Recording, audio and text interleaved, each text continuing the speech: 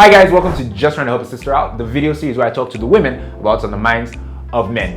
Recently, a new friend of mine said she's about to give up on dating altogether, and her reason is because only F-boys and jokers seem to be coming her way. And I told her that that's a bit drastic to give up on dating altogether because there are still nice guys out there.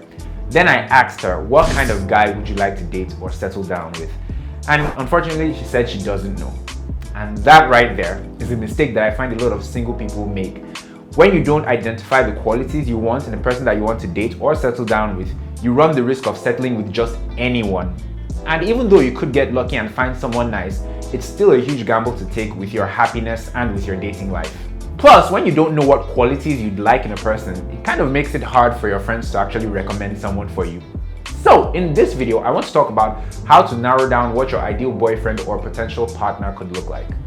Now, before I go on, you see that like button at the bottom of this video? Yeah, that one, in the corner right there. Please click it. I'll give you time, I'll wait. 5 seconds. 1, 2, 3, 4, 5. Have you done it? Have you clicked? Some of you still didn't click, and I'm judging you. For those of you who did click on the like button or the subscribe button, thank you guys so much. It means a lot to me. And feel free to share this video with whoever you feel may enjoy it as well.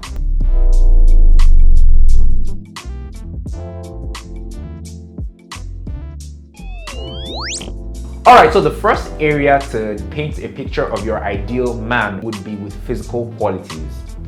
Now, the importance of physical qualities may vary from person to person, but we can pretty much all agree that physical qualities are kind of important, especially where physical attraction is concerned. Because if you're going to spend so much time with a person or even spend the rest of your life with a person, it's good to identify what physical qualities you like. For instance, do you prefer a guy who is light-skinned, or one who has a beard, or one who places a premium on physical fitness, or a guy who has a keen sense of style and fashion, or a guy who has good skin? Decide what physical features matter to you and what role that plays in you deciding if you will date someone or settle down with someone.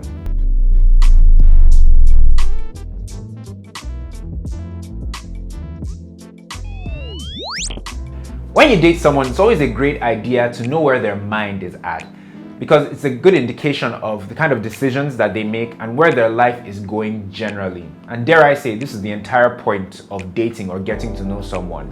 Now, while you may stimulate each other mentally, I don't think it's necessary for you guys to have the exact same outlook on life. I mean, it's an added bonus if you do, but if you don't, I don't think it's a prerequisite.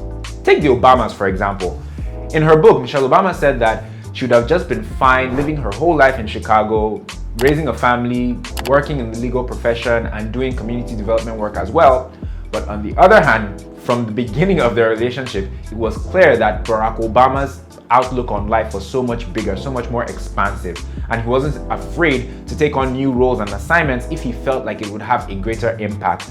And Michelle Obama said that this was something that she struggled with throughout their marriage, or at different points in their marriage. Luckily, they sought help and they navigated those waters successfully.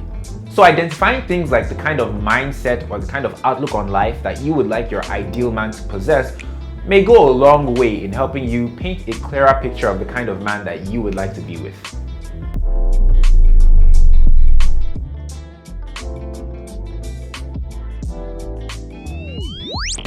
Religion and faith mean a lot to a lot of women, especially in this part of the world, because typically where a man is in his faith or his relationship with his God says a lot about how he treats his fellow human beings, and most especially how he treats the woman in his life.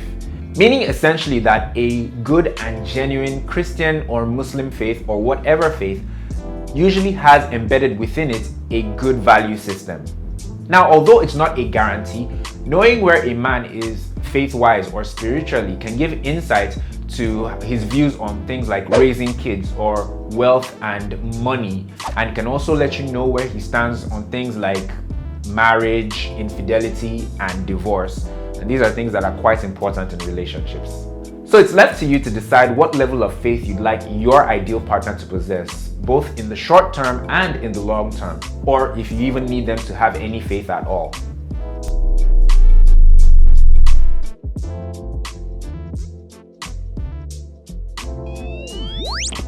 After physical attraction, I think a man's emotional character is the second biggest factor that women tend to look out for. Women like a man who is in touch with his emotions, but not too in touch with his emotions. So that's a line that men need to straddle sometimes. But either way, I find that a lot of women appreciate when a man can express himself, especially if he can do so appropriately, because it helps a lot with understanding and especially with communication, which I think is the foundation of a good relationship. So identify to yourself how you would like your ideal man to express emotions like joy, anger, pain, frustration, and love. Now, while your partner having emotional intelligence is important, them being emotionally expressive may not be that important. Because I'd like to think that there are lots of guys out there who, are built like a tank emotionally. They don't let anything out, but that doesn't necessarily mean that they're not great guys. The key is for them to have a sufficient outlet to express their emotions so that they're not bottling things up inside unnecessarily. Also, on the topic of emotions, identify what values you'd like your ideal man to have.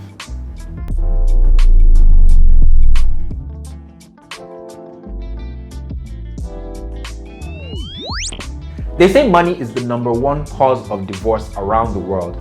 So I think we should be giving a lot more thought to it, especially now as so many socio-economic dynamics are changing and shifting. If money means a lot to you in a relationship, then I think you should be thinking about what income bracket you'd like your ideal partner to be in, or at least not be under, if that makes any sense. Think about things like if you'd be willing to live in a dual income household, or if you'd expect the man to provide for everything. Think about what kind of money personality you'd like your ideal man to have. Would you like him to be thrifty and economical, or would you like him to be very adventurous with his money? Think about what views you'd like him to have on things like saving, investing, and retirement. These are all very important issues in life and key factors in a relationship, and at some point or the other, a lot of questions will be asked around money in a relationship, so it's best you start thinking of them now. Now, I know that these questions may seem like a lot, but when you think about some of the relationships that you've witnessed crumble right before your eyes, you realize how much could have been averted had they had certain conversations and asked certain questions. And yeah, you may not end up with someone who ticks every single box, but still, knowing what you want, or at least what you don't want, will help you get to your desired destination a lot better. Thank you guys so much for watching. This has been awesome. It has been a long one, but it's a video I've been wanting to do for a while, and I think I did it justice. Let me know in the comments if you think I did. If you enjoyed the video, please be sure to give it a thumbs up, especially if you didn't give it a thumbs up earlier at the beginning of the video when I asked. Give the video a thumbs up and leave me a comment if you agree or disagree with anything I've said. Leave me a comment down below. And finally, if there's anyone you know who should hear what was said here today, maybe somebody who has been making bad choices with guys, feel free to share this video with them. There's no judgment if they shared this video with you. Don't feel like you were judged. They were just sharing the video with you. So yeah, share this video with them. You can share via Twitter, Facebook, or my personal favorite, I copy the link and I drop it in a WhatsApp or a Telegram group. You can do that as well. Thank you guys so much for watching. This has been awesome. I will see you in the next one. Take care.